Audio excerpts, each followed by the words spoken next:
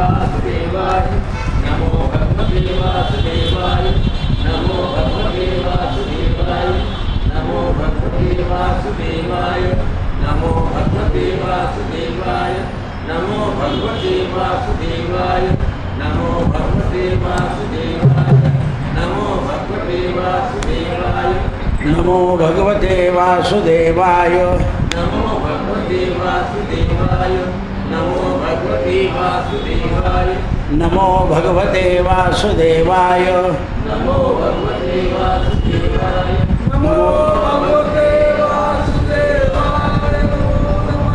कृष्णाय वासुदेवाय हरये परमात्मने प्रणतक्लेशनाशाय गोविन्दाय नमो नमः गोविन्दाय नमो नमः गोविन्दाय श्रीकृष्ण गोविन्द हरे मुरारे हे नाथ नारायण वासुदेव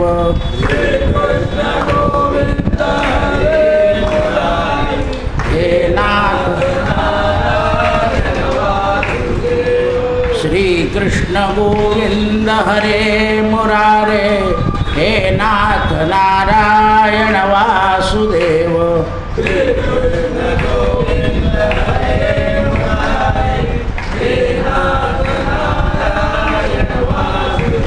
हे नाथ नारायण वासुदेव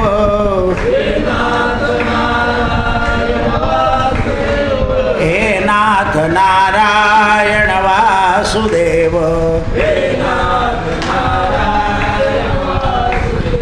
श्रीकृष्ण गोविन्द हरे मुरारे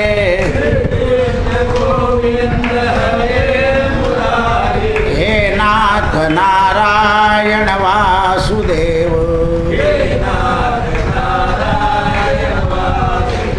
राजाधिराज रामचंद्र भगवान पवन सुत हनुमान उमापति महादेव की नमः पार्वती पतये हर हर महादेव सीताकांत स्मरण जय जय जय जय रघुवीर समर्थ श्री गणेशाय नमः श्री सरस्वत्यै नमः श्री गुरुभ्यो नमो नमः विश्वामित्राच्या यज्ञाचं रक्षण करून राम लक्ष्मण हे कृतकृत्य झाले. गुरुची सेवा केल्यानं मनुष्य कृतकृत्य होतो हा सिद्धांत वाल्मिकी रामायणाचा आहे. जसं माता पितांची सेवा करून त्यांची सतीगती केली म्हणजे मनुष्य जीवनात कृतकृत्य होतो. मुलांचं लग्न करून मुलांना संतती झाली कन्या पुत्र की मनुष्य जीवनात कृतकृत्य होतो. आणि परमार्थामध्ये भगवंताच्या नामाची गोडी लागली म्हणजे मनुष्य कृतकृत्य होतो. कृतकृत्य झालं पाहिजे माणसाने आयुष्यामध्ये. जसं एखाद्या मनुष्याला कर्ज होतं आणि तो कर्ज फेडून तो म्हणतो बस झाला तर मी मोकळा झालो. कृतकृत्य होणं म्हणजे बंधनापासून मुक्त होणं. मोठी जबाबदारी टाकलेली होती वशिष्ठाने आणि राजा दशरथाने. विश्वामित्रांमधून जाऊन त्यांच्या यज्ञाचं रक्षण करून क्षत्रिय कुलभूषण व्हा. क्षत्रिय कुलभूषण.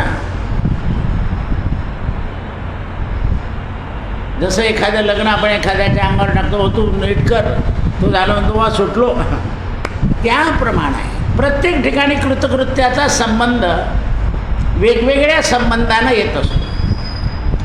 त्यावेळेला यज्ञशाळेमध्ये रात्रभर दोन्ही भावांनी घालवली आणि उल्हासपूर्वक हृदय ज्यांचं आहे शब्द पहा वाल्मिकांचे काय आनंदपूर्वक ज्यांचं हृदय झालं की आपण गुरुचं काम करून अगदी कृतकृत्य झालो अशा हृदयाचे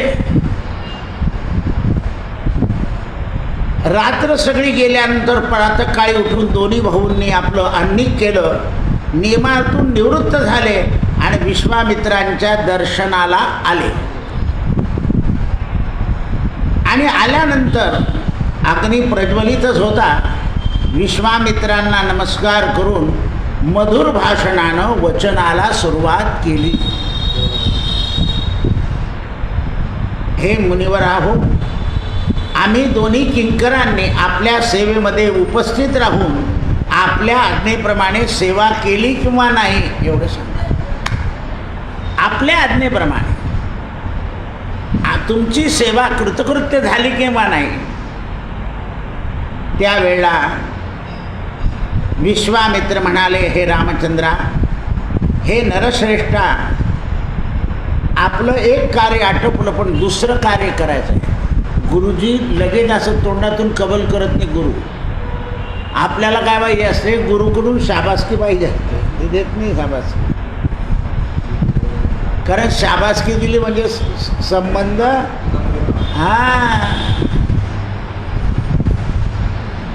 शाबासकी दिली म्हणजे संबंध संपला.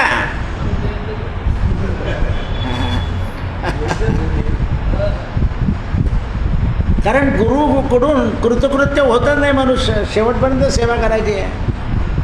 गुरु असेपर्यंत नाही, आपला देह असेपर्यंत गुरुची सेवा करायची आहे. देवकाजी झिजे रामराया झिजू दे रे. मी तुम्हाला सांगितलं ना, या मंदिराची कथा आहे. दोन्ही पत्नी पत्नी रोज दर्शनाला येत असत. एक दिवशी रात्री 3 वाजता त्या माणसाची तब्येत बिघडली. घरात 2च जण होते. ते म्हणे, मी गेलो की तू राम मंदिरात सांगायला जायचं की मी गेलो म्हणून. पत्नीला सांगितलं होतं. शेजारच्या लोकांना सुद्धा सांगितलं होतं की माझ्याजवळ 1 जण थांबायचं आणि याला मंदिरात घेऊन जायचं. रात्री 3 वाजता बाई फाटकापाशी आली होती आणि तिने रामाला सांगितलं की तुमचे दास गेले आणि मग घरी गेली. म्हणजे कृतकृत्याचे आपल्याकडे उदाहरणं खूप आहे. अशी अनेक माणसं होती. कारण ती ईश्वर, नाहीतर ती बाई तरण्यात राहिली असती तर नाही, बिलकुल नाही, जाऊन सांगू नये. तू गेले तर मी सांगेल आणि मी गेलं तू सांग, इतकी भावना असते. कारण घडणारे दोन्ही सुज्ञ होते, कथा ऐकणारे होते. काय कोणीतरी जाईल 1 जण आधी, यात काय फरक पडला. ज्याची वेळ आली तो आपलं नाही. इतकी तयारी पाहिजे, तेव्हा परमार्थ होतो. आपण नुसतं असं करून परमार्थाचं अंगावर कवच धारण करतो की आपल्यासारखं कोणीच नाही जळगाव शहरामध्ये.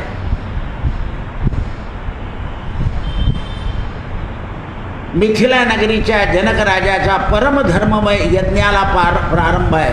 परमधर्ममय यज्ञ.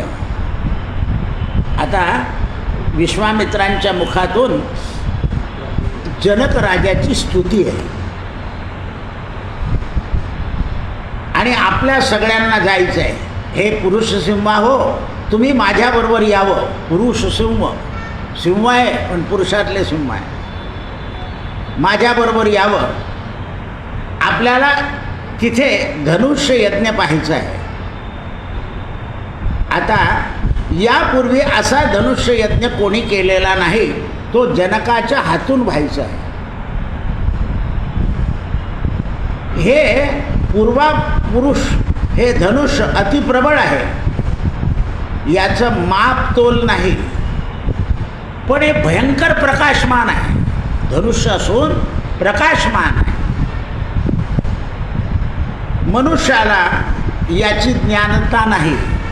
देवतांना नाही, गंधर्वांना नाही, असुरांना नाही, पण याचं प्राज्वल्य फार आहे. आणि हे जनक राजाच सांभाळू शकला आहे यज्ञाला, दुसऱ्याचं काम नाही. या धनुष्याच्या शक्तीचा पत्ता कोणालाच लागलेला नाही. हे राजकुमारा हो, तुम्ही महाबली आहात. तुम्ही काकुस्थ नंदन आहात. पुरुष सिंह रामा, तुम्ही माझ्याबरोबर चला आणि मनुष्य मिथिलेचं धनुष्य बघा. अद्भुत यज्ञाचा हा समारंभ बघा. हे नरश्रेष्ठा, मिथिले नरेश आपल्या यज्ञाचं फलरूप सगळ्या जगाला देणार आहे. राजा हा जगाकरता असतो आणि राजाच्या आधी संत हे आधी, नंतर राजा. पहा तुम्ही सगळ्या संतांची एक घोषणा आता, विश्व का विश्वाचं कल्याण मागतात ते. आता विश्वात्मके देवे, विचार करा, सगळ्या विश्वाचं कल्याण व्हावं हा हेतू संतांचा आहे, म्हणून संत मोठे आहे. आपण फक्त जळगावपुरतं पाहतो, जिल्हा पेटला पाणी भरपूर आलं म्हणजे झालं, आपल्याला काय करायचं आहे असे आपण नाही. जिल्हा पेटलाही प्रमाणात ठेवा आणि खडक्याच्या चाळलाही प्रमाणात या. खडक्याची चाळ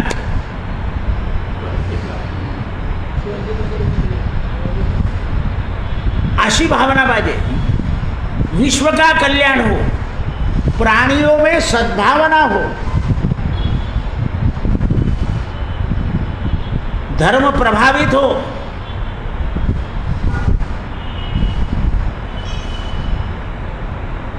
म्हणून हे रघुनंदना, जनकाच्या महलामध्ये धनुष्य आहे. जनक राजा शंकराप्रमाणे धनुष्याची रोज पूजा करतात, त्रिकाळ 3 वेळेला. आणि धूप दीप गंध अक्षदा आणि सुगंधित धूप, आणि तेवढ्या वेळामध्ये चालायला लागले. चालता चालता राम म्हणाले, हे मुनिवरा विश्वामित्रा, या वनदेवता इतक्या आनंदित काय? झाडं झुडपं घवघव हे एवढं आनंदी असण्याचं कारण काय? ते म्हणाले, इथे सिद्धाश्रम आहे आणि सिद्धाश्रम असल्यामुळे या सगळ्या वनदेवता या ऋषींमुळे प्रसन्न आहे. कारण या ऋषी या ठिकाणी रोज असे मंत्र म्हणतात. म्हणे कसे?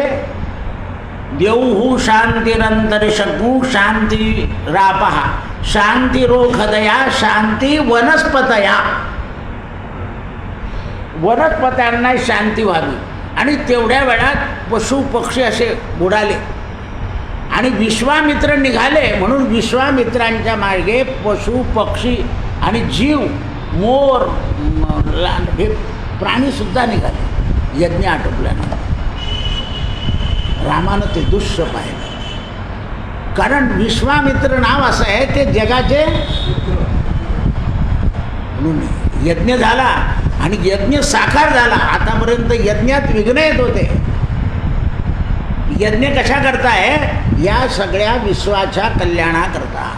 पण कलियुगामध्ये यज्ञाचं फळ कमी आहे आणि नामाचं फळ जास्त आहे. म्हणून संत सामुदायिक जपरूपी यज्ञ करतात.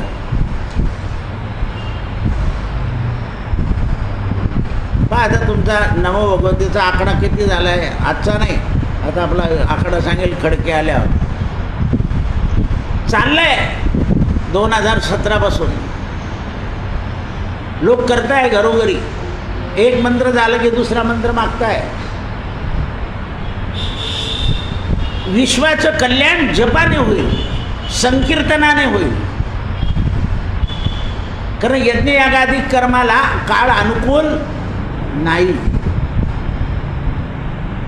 यज्ञामध्ये घेतलेलं सगळं द्रव्य लगेच संपवून टाकायचं आहे. उरलं तर दान देऊन दक्षिणा देऊन काही हातवरती करायचं आहे. यज्ञ तुम्ही काय केलं? यज्ञद्रव्य दोषावं आहे, संपवलं पाहिजे.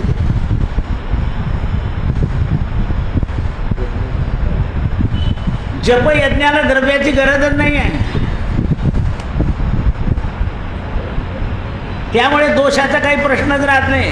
हरिजप करणे तुटेल धरणे हे पटवलं गेलं आहे. आता यज्ञकरांना गावराणी तूप जर मिश्रण असलं तर काय यज्ञ होईल? आता तिरुपती सारख्याची फजिता पाहिली आपण. हे पंढरपूरवाले भोसले लाडूमध्ये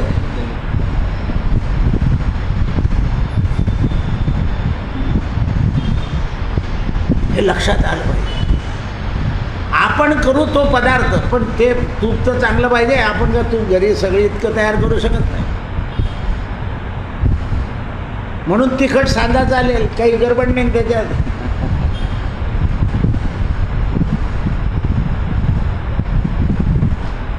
बा एक काळ असा होता की लोक गुळाचा चहा प्यायचे. मध्ये काळ असा आला की साखर. आता सगळे श्रीमंत गुळाचा प्यायला लागले आणि गरीब साखरेचा प्यायला लागले. कोणतं खरं आहे ते ठरवा. गुळ खाणारा गरीब होता, काळ आला गुळ खाणारा श्रीमंत झाला. कारण ज्ञान झालं साखरेमध्ये काय आहे आणि गुळामध्ये काय आहे. साखरेत दोष आहे,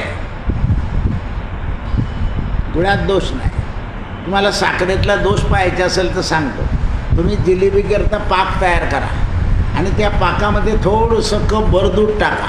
इतकी मळी येते वरती की ही पांढरी साखर कशी काय असते कोणाला एकदम बळकट आहे. आणि गुळाचा पाक करा आणि त्याच्यामध्ये दूध टाका, पांढरा फेस येतो वरती, मळी येत नाही.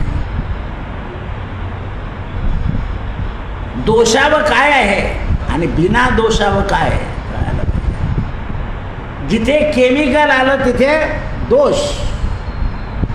जे केमिकल रहित आहे पहा तुमच्या सरबतामध्ये, लोणच्यामध्ये, आयत्या लोणच्यामध्ये कीटकनाशक आहे, किडा पडू नये. आपण लोणचं करतो त्याच्यात कीटकनाशक काही टाकायची गरज, कीडच पडणार नाही तर कीटकनाशक टाकायची काय गरज आहे.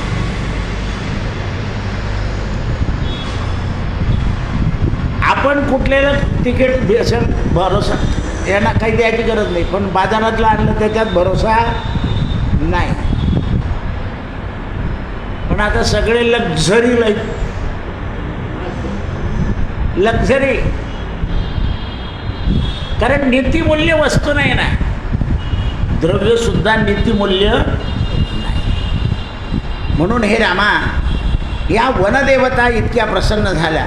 चालता चालता वनदेवता डोलत होत्या आणि सिद्धाश्रम माकडून गंगा तटाकडे, हिमालय पर्वताकडे हे चाललेले होते. तेवढ्या वेळात तपस्येला असलेल्या मुनींनी विश्वामित्राला पाहिलं आणि ऋषी लोक विश्वामित्राच्या मागे चालायला लागले. विश्वामित्र कोणाशीच बोलले नाही. विश्वामित्र जगाचे मित्र. म्हणून संतांची या वाट चालू आता, मग भय चिंता कैची. आपल्याला शास्त्र आणि वेद समजत नाही म्हणून आपण संतांच्या रस्त्याने चालावं. संतांची या वाट चालू आता, तेने मग भय चिंता कैची. तर लोक संतांना बाजूला करून देतात, मित्रांना घेऊन देतात. पहा तुम्ही गजानन महाराज सांगून गेले, साईबाबा सांगून गेले, स्वामी समर्थ सांगून गेले, आमचे जिप्रो अण्णा सांगून गेले, तुकाराम महाराज सांगून गेले, ज्ञानेश्वर सांगून गेले. एकाही संतांनी आईबापाला वागू नका असं सांगितलं आहे का? तिकडे जाय ना, खालच्याकडे इकडे काय आहे असं तोंडानं बोललेलं आहे.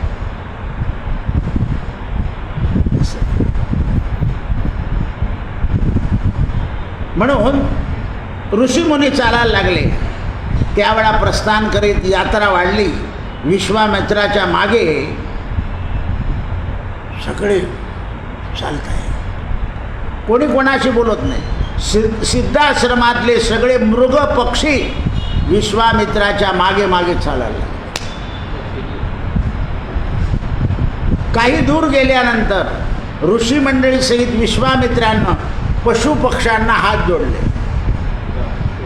आता तुम्ही मागे फिरा असं म्हटल्याबरोबर पक्षी प्राणी सगळे मागे फिरले. आणि हा दिव्य चमत्कार राम लक्ष्मणांनी पाहिला की ज्यांच्या आज्ञेमध्ये पशु पक्षी प्राणी, तर आपण यांची आज्ञा किती पाळली पाहिजे. आमचे पाचलेगावकर महाराज होते ना, हां, तर त्यांना सर्पसिद्धी होती. कोणताही किती मोठा सर्प असतो ते अंगावर घेऊन यायचे. आणि असं बल होतं, सर्प चावला की त्यांना तार करायची, की तिकडे तार पोचली की इकडे सर्पाचं विष उतरलं. त्यांचा फोटो आहे माझ्याजवळ. मी त्यांना म्हटलं तुम्ही इतक्या लांब सिद्ध ठेवली, इकडे जळगावच्या जवळ कुठं एखादं सिद्ध स्थान करून ठेवा. तर ते पाळगीला गेलो होतो, पण पाळगीच्या लोकांकडून तो नियम पाळला नाही गेला. दत्त मंदिर बांधलं होतं.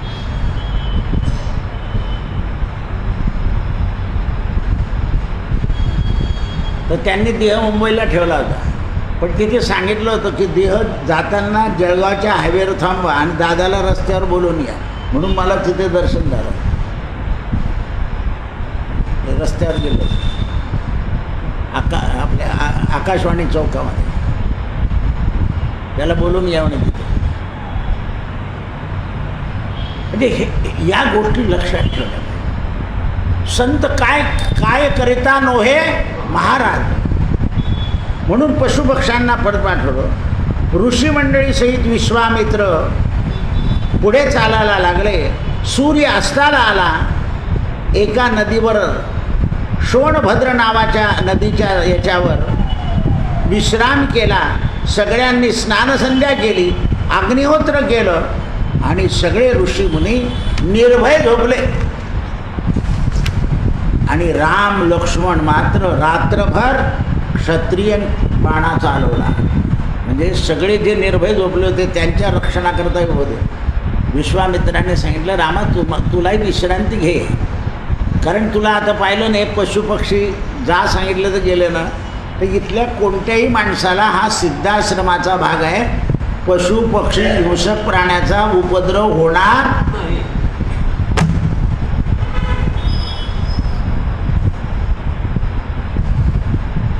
जसं सर्पाला सांगितलं अगस्त्य वचनम स्मरम, एवढं म्हटलं की सर्प आजही निघून जातो.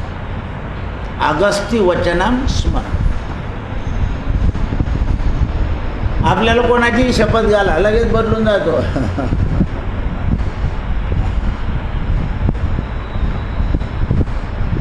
हे सगळे प्राणी शांत.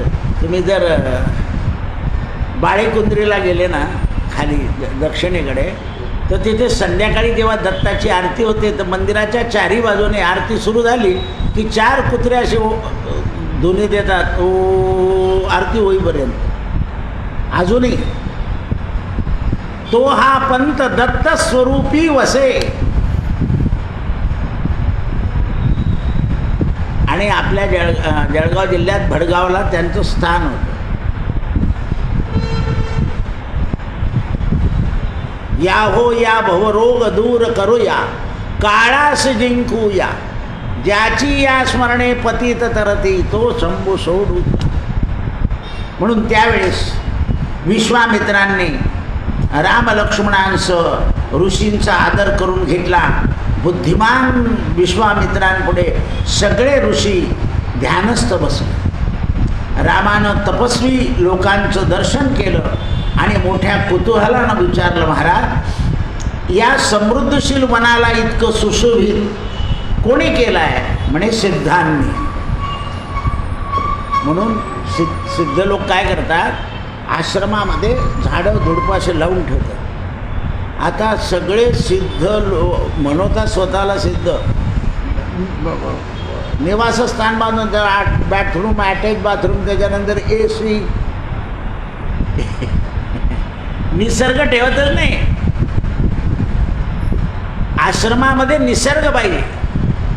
ज्या वेळेला अत्रि ऋषीच्या आश्रमात देवऋषी नारद आले, व्याघ्र गाई एके ठाई. काय पाहिलं त्यांनी? व्याघ्र गाई. अरे म्हणजे इथे राग द्वेष नाहीच. ऋषीचं नाव काय तर म्हणे अत्रि नत्री, आणि पत्नीचं नाव काय तर अनसूया. असूया वृत्ती नाही. जिथे असूया वृत्ती माणसामध्ये नसते तिथल्या पशुपक्ष्यांमधली सुद्धा असूया वृत्ती निघून जाते. व्याघ्र गायी एके ठाई. रामचंद्राला प्रश्नाला उत्तर देताना मोठ्या आनंदानं विश्वामित्र म्हणाले सगळ्या ऋषींना की बघा, या क्षत्रियाची बुद्धी किती शुद्ध आहे. यानं पाहिलं की हे कसं. त्यावेळा विश्वामित्रा म्हणाले, पूर्व काळामध्ये इथे कुश नावाचा एक प्रसिद्ध महातपस्वी राजा होता. त्या स्थानाचं महत्त्व सांगितलं आहे. साक्षात ब्रह्मदेवाचे पुत्र होते ते. त्यांनी प्रत्यक्ष व्रत करायचा संकल्प केला, पण संकल्प केल्यानंतर कठीणाई खूप आली, म्हणजे त्रास खूप झाला. कोणतंही काम करताना यातना होत्या, पण त्यांच्या मनात क्लेश नव्हता. कारण ते धर्मज्ञात असून सत्पुरुषांचा आदर करणारे होते, म्हणून क्लेश नव्हता. आपण जर थोर व्यक्तींचा, मातापितांचा, गुरुचा आणि देवाचा आदर जर पाळला तर क्लेश कमी होतो. प्रणत क्लेश नाशाय गोविंदाय नमो नमः. क्लेश कमी होण्याकरता भगवंताच्या नामाचा संबंध महत्वाचा आहे. क्लेश कमी करायचे, देवाचं नाव घ्या. तुम्हाला कोणी सांगताना कडी वाजवू नको, घरात कटकट होते. आता तर तुमच्या चिप्पट कडे आहे, हालत बिनीन वाजत नाही, कटकट कशी काय होते? त्या कडीने कटकट नाही होत. तुमचा एकेखोर स्वभाव आहे. वय मर्यादा न पाहता मग मोठ्याने बोलतात, म्हणून घरात कलह. आपल्या घरामध्ये मोठ्याने बोलायची गरज काय? जे काही प्रश्न आहे किंवा जे उत्तर आहे ते सभ्य भाषेमध्ये घरात जर मांडले तर कलह नावाची गोष्ट निर्माण होत. तरी तुम्ही ती घराला कलही देऊन घेतली आहे.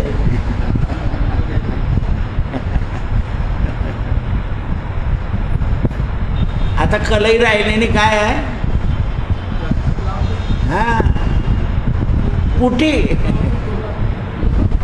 म्हणून ते म्हणतात, या कुलामध्ये विदर्भ देशातली राजकुमारी पत्नी म्हणून आली. तिच्या गर्भातून 4 नरेश जन्माला आले. त्यांचं नावं सांगतो. कुशंब, कुशानाभ, असुरस आणि वसु हे महान तेजस्वी झाले. आणि या राजा कुशानं प्रजाचं रक्षण केलं, क्षत्रिय धर्माचं पालन केलं आणि धर्मनिष्ठ झाला. त्याचे सगळे पुत्र सत्यवादी निघाले. सगळे जेवढे पुत्र होते तेवढे सत्यवादी झाले. पुढे पितामह महाराज कुशांची गोष्ट पुत्रांनी ऐकली की प्रजेचं पालन कराल तर जीवाची किंमत नाही पाहिजे. आधी प्रजेचं पालन आणि मग शरीराची किंमत. आधी लग्न कोणाचं? हां, मग रायबाचं. आपल्याकडे उदाहरण आहे ना, लग्न ठरलेलं होतं. शिवाजीने सांगितलं तू लग्न नाही नाही नाही लग्न होत राहील म्हणे. आधी आपण सुद्धा आधी राष्ट्रधर्म पाळला पाहिजे. आज राष्ट्रधर्म पाळत नाही, स्वार्थाकरता पाळतो मनुष्य. भांडे घेऊन सुद्धा दुसरीकडे गडबड करतो आपण.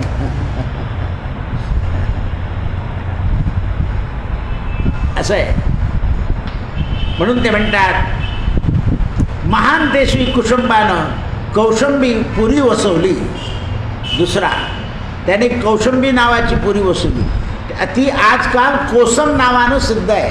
आजच्या वर्तमानात कोसंबी नावाची नगरी, कोसम नेपाळच्या जवळ कोसम नगर आहे. धर्मात्मा कुशबानं मोहोदय नामक नगर वसवलं. परमबुद्धिमान असुरानं धर्मारण्य नावाचं नगर वसवलं आणि एकाने व्रज नावाचं नगराची स्थापना केली. महात्मा वसू गिरिव्रज नामक राजधानी केली. तिचं नाव आज वसुमती आहे. 4 प्रकारे 5 पर्वत इथे सुशोभित आहे आणि सोन नावाची नदी इथे वाहते. दक्षिणेकडून पश्चिमेकडे अशी येते. दक्षिणेकडून पश्चिमेकडे. रामा, अशा प्रकारे माघादी नावाने ते प्रसिद्ध झाले. सोन नदीत पूर्वोक्त महात्मा वसू यांचा संबंध राहतो. हे रघुनंदना, दक्षिण पश्चिम येऊन ती पूर्वोत्तर दिशे पुन्हा प्रभावित होते. या दोन्ही तटक्षेत्रामध्ये उपजात क्षेत्र आहे. सदा सर्वदा वनस्पती अलंकृत राहते. रघुकुतिलकाला आनंद झाला रामाने धर्मात्मा राजकृषीच्या घृताची अप्सराच्या गर्भापासून परम उत्तम 100 कन्यांना जन्म दिला आणि नंतर सुंदर रूप धारण लावण्य करणाऱ्या सुशोभित युवावस्थामध्ये रामा असे अनेक स्त्रिया अनेक प्रजा त्यांनी निर्माण केल्या. अनायासे होणारं महाकर्म वायुदेवतेनं त्यांना मदत केली.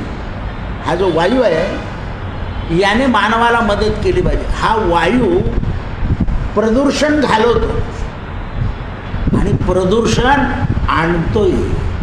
पाऊस कोण आणतं? वारा.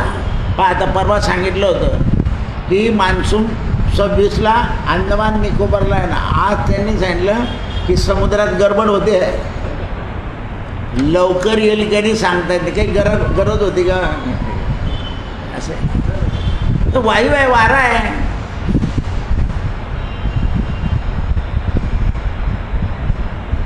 म्हणून वायूला स्थिर करायचं असेल तर वायुनंदनाचे पाय धरले पाहिजे. म्हणून महाराष्ट्रामध्ये सगळ्या गावांमध्ये मारुती स्थापनेचं काम केलं ते तेवढ्या करतं. काही नसलं तरी चालेल, मारुतीचं देऊळ गावात पाहिजे. गावाच्या समोर मारुतीचं तोंड गावाकडे पाहिजे. म्हणून त्यावेळेस अशा प्रकारे सगळं आकर्षण झालं. देवशिरोमणी सगळे ऋषी कुशीनाभांच्या कन्यांचा विवाह झाला आणि त्यापासून पृथ्वीवर सगळा धर्म स्थापित झाला. पुढे वायुदेव अत्यंत कुपित झाले आणि त्यामुळे यांच्यामध्ये भेद झाला. वायुदेवांच्या द्वारानं यांच्या कन्यांमध्ये कुबड निर्माण झालं. वातविकार उभा राहिला. वायूने वातविकार उभा राहिला, जलाने कपविकार उभा राहिला आणि पित्ताने क्षीणता येते, उष्णतेचे विकार उभा राहतात. अशा प्रकारे या कुशनाभाच्या द्वारानं या सगळ्या कन्यांचं लग्न झालं आणि ब्रह्मदत्त तिथे उपस्थित झाले आणि या कुशाच्या सगळ्या कन्यांचा ब्रह्मदत्ताच्या कृपेने विवाह झाला. वायू कुपित झाला होता पण तिथे ब्रह्मदत्त संन्यासी आले, त्यांनी वायूला शांत केलं आणि सगळ्यांचे विवाह आटोपले. कृष्णार्पणमस्तु.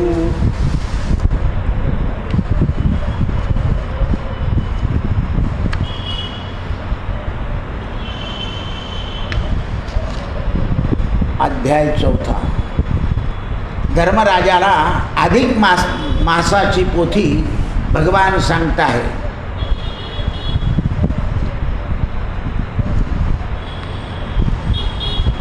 पूर्वाध्यायी अवलौकिक विप्रकन्येने आपले दुःख.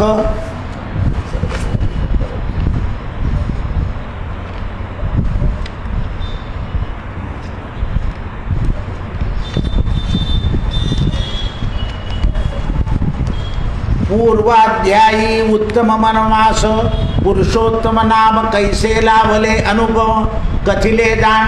आता पुढे सुरस कथा श्रोती श्रवण द्यावे मानस. कृष्ण म्हणे धर्मास पूर्व इतिहास सांगतो. काल पुरुषोत्तमाचं नावाचं महत्त्व सांगितलं. आज भगवान श्रीकृष्ण धर्मराजाला सांगतात, अरे ही जी द्रौपदी बसली आहे तुमची पत्नी, हिच्या पूर्वजन्माचा इतिहास ऐका. अरे ही पांचाली पत्नी तुमची पूर्वी जन्मा माझी साची, मेधावी ब्राह्मणाची सुंदर कन्या. मागच्या जन्मामध्ये ही मेधावी ब्राह्मणाची मुलगी होती. चंद्रकलेशी वाढता 10 वर्षाची झाली तत्वता. चंद्र जसा वाढत जातो तसं ही वाढली. हिचं स्वरूप कसं होतं म्हणे, सिंहकटी परमशोभिता, शशिवदन हरणी पक्षिता. हरणासारखी चपळ, चंद्रासारखी सुंदर आणि सिंहासारखा जिचा कटिभाग आहे. लावण्याची केवळ खाणी, वाटे रंभा मेदनी, पित्यासी एकली म्हणून अत्यंत प्रिय. आणि एकटी मुलगी होती मेधावी ब्राह्मणाला. बाळपणात माता गेली स्वर्गाप्रती, जन्माला आली नाही वारली. तैपासून पित्याने सतत पोषण केले तियेचे, आणि त्या दिवसापासून पित्यानं तिचं पोषण केलं. तेणे योगे तिये वाचोनी मेधावीसन घडे चैन, पुत्राप्रमाणे रात्रंदिन पालन करीत असे. या वडिलांनी आपली एकटी मुलगी होती, आई वारली होती, म्हणून मुलाप्रमाणे तिला वागवलं आणि तिला साहित्यशास्त्री, नीतिशास्त्र, चातुर्य घेऊन दिले. बहुत साहित्यशास्त्र सांगितलं, चातुर्य गुण दिलं आणि दोघंच्या दोघं आनंदानं राहत होते. पण उपवर झाल्यावर तिला वर मिळत नव्हता, म्हणून ती म्हणू लागली, अहो आम्ही आता काय करू, कोणा देवाचे पाय धरू, कोण सेवा ऋषीवर्या, कोण देती तीर्थाश्रया, का कोणत्या तीर्थाला जाऊ, का आश्रयाला जाऊ, का लग्न नाही ठरत म्हणजे मनुष्य सगळ्या चिंतेत पडतो. कोणी म्हणतं इथे जाऊन या, कोणी म्हणतं तिथे जाऊन या, लोक जाऊन येतात. मज नाही काही सुचत, माझे भाग्य निजले जात, विवाह काळ गेला निघून, दुःख वाटते कौमारी. मन माता भाग्यवती पूर्वीच स्वर्गाप्रती गेली, माझी आई भाग्यवान होती म्हणे, ती स्वर्गाला चालली गेली. ऐशी विप्रकन्या सतत रडत, लग्न होत नव्हतं म्हणून सारखी रडत होती. चिंता नळे तळमळत, चिंतेने सारखी तळमळत होती. व्यर्थ झाले माझे मनोरथ जन्मा येऊनी, एवढं मी शिकली सवरली पण माझा जन्म गेला. म्हणे कन्येचे काय देवा, त्याहून माझे अनुभवा. वडीलसुद्धा म्हणतात की देवा एवढी चांगली मुलगी दिली आणि तिचं लग्न होत नाही, काय करावं. म्हणून त्याला अंगात ताप भरला, श्वासोश्वास वाढला आणि मूर्छा येऊन पडला आणि पडता बरोबर प्राण गेला. पित्याचा शब्द निघत नाही म्हणून ही थरथर कापायला लागली, ओरडायला लागली. आणि त्यावेळेस तिनं अंतकाळाच्या वेळी आपल्या वडिलांच्याजवळ भगवंताचा धावा केला. भगवंत मूर्ती घनसावळी यथातिष्ठ दावोनिया, म्हणे कृष्णा गोविंदा पुरुषोत्तमा, आनंदकना सत्वर येई रे मुकुंदा, आपदा हरावी.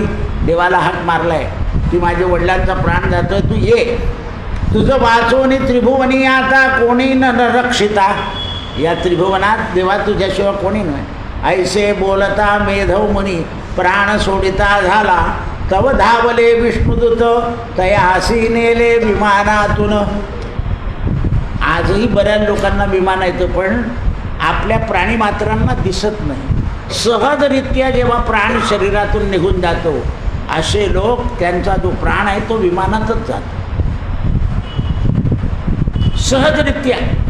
म्हणजे का आत्ता तो होते म्हटलं गेले सहजरित्या. तिने हंबरडा फोडला, रडू लागली. अंकी घेदले पित्याचे आक्रोश करीत, म्हणे दयाळा ताता मज सोडवणी का गेलासी. ज्याप्रमाणे आपण रडतो त्याप्रमाणे लढले. महातपस्वी माझी माता पूर्वीच गेली तत्वता, अरण्या माझी मज सोडवणी, तुझं विण आता मज कोण, कन्या वत्सल सोनी पिता, विवाह विधी न करता टाकून गेला. वडिलांचं काम आहे मुलीचं लग्न करून जावं, पण दैवयोग असा होता की जावं लागलं. आता सोडून दे मौन, उठ अमृत वचन करून, बाबा उठा, तुमचं बोलणं जे बंद झालं ते बंद करा आणि माझ्याशी बोला. ऐशे वनस्तरे स्वारे विप्राले धावून खरे. त्या वनामध्ये राहणारे सगळे ब्राह्मण धावून आले. मेघावी बाळा रडत ऐसे निश्चय केला, विप्रांचा मेळा जन्मला, विप्रकन्या होती रडत, तीच सावधान करोनी अंतविधी केला. तिला सावरलं आणि अंतविधी केला. मग विप्रा माझी करी काय अंतरी धरले धैर्य, यथाशक्ती वेळ उत्तर कार्य केले. मुलीनं धैर्य धरलं आणि वडिलांचं उत्तर कार्य केलं. वारंवार पित्याची स्मरण रडत उसका बुसकी. आजूबाजूचे लोक घरात यायचे, बोलायचे, सारखी रडायची. पण काय करावं आता. असा बराच कालावधी चालत असताना पुन्हा आणखीन एक दैवगती चालून आली. स्वयच्छे दुर्वास मुनी, जो कोपची केवळ जाणे तो घरा आला. दुपारी 12 वाजता दुर्वास मुनी तिच्या घरी आले. आता दुर्वास मुनी म्हणजे तपस्वी, पण हिचं भाग्य वाईट होतं. केव्हा केव्हा चांगले संत मिळून सुद्धा आपण दुसऱ्याच्या नादी लागतो, कारण दैवाचं ना.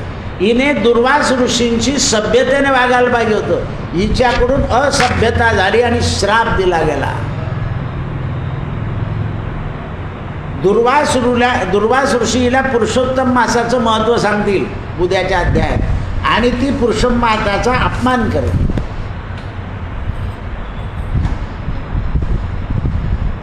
असं माणसाकडून घडतं. आपल्याला जर काही कोणाचं पटलं नाही ना, तर त्याच्यावर मुकच काही अभद्र बोलू नये. अभद्र तर कधीच बोलू नये. वाईट कोणाचा मृत्यू जरी झाला तर वाईट झाला असं नाही बोलायचं, झाला गेला बिचारा बस.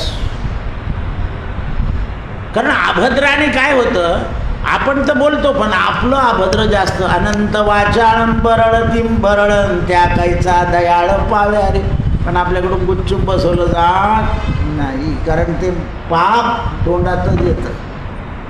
पहा तुम्ही, उष्णता वाढली जीभ लाल होते, अपचन झालं पिवळी होते, कफ झाला आत ओढते. कुठे आहे ते सगळं? म्हणून डॉक्टर काय म्हणतो, तोंड उघडा पाहू द्या तुमची जी. असं आहे. त्यावेळा दुर्वास ऋषीने या मेधाव्या मुलीला पाहिलं आणि म्हणाले, बाळ तू माझ्या मित्राची मुलगी आहे, मी आता तुझ्या घरी थांबतो काही दिवस, तुझं दुःख दूर करतो. कंदमुळा आणून ऋषीशी पूजिले,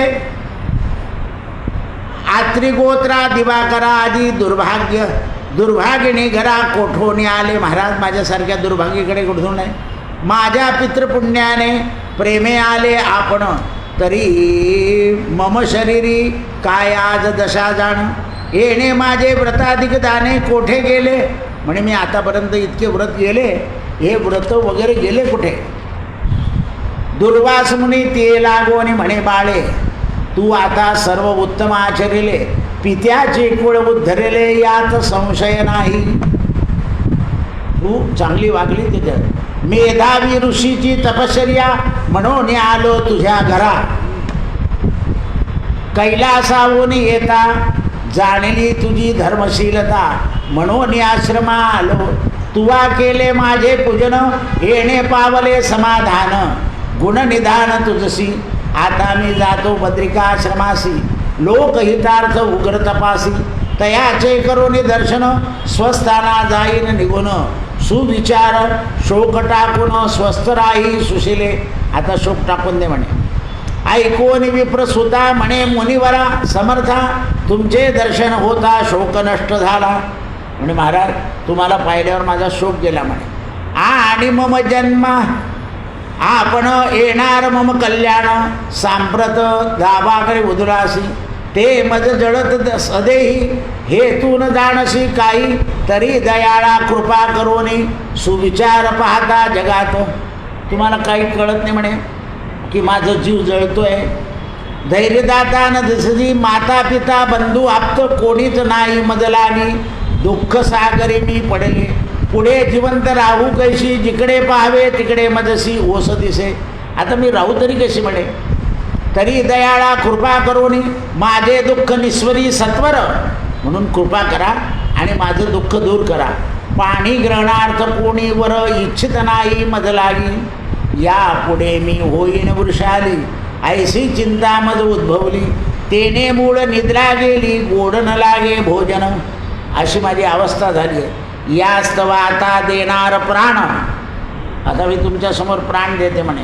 हा मम निश्चय झाला जाण, ऐसे बोलून ती गण्या उगाच राहिली. असं ऋषीला, क्रोधायमान ऋषीला बोलली आणि तेवढ्यात अध्याय संपला. अधिक महात्म्यसार बृहन्नारदी पद्माधार, सज्जन श्रोते ऐकते चतुर्थोध्याय. म्हणून संतापुढे क्रोध नाही करायचा. आता ते तिला श्राप देऊन जातील, ती शंकराची आराधना करेल, तिला अधिक मासाचं महत्त्व सांगतील, ती अधिक मासाची निंदा करेल, शंकराला सांगेल, शंकर प्रसन्न होतील आणि पती दे 5 वेळा म्हणेल. म्हणून हिला 5 पती मिळाले.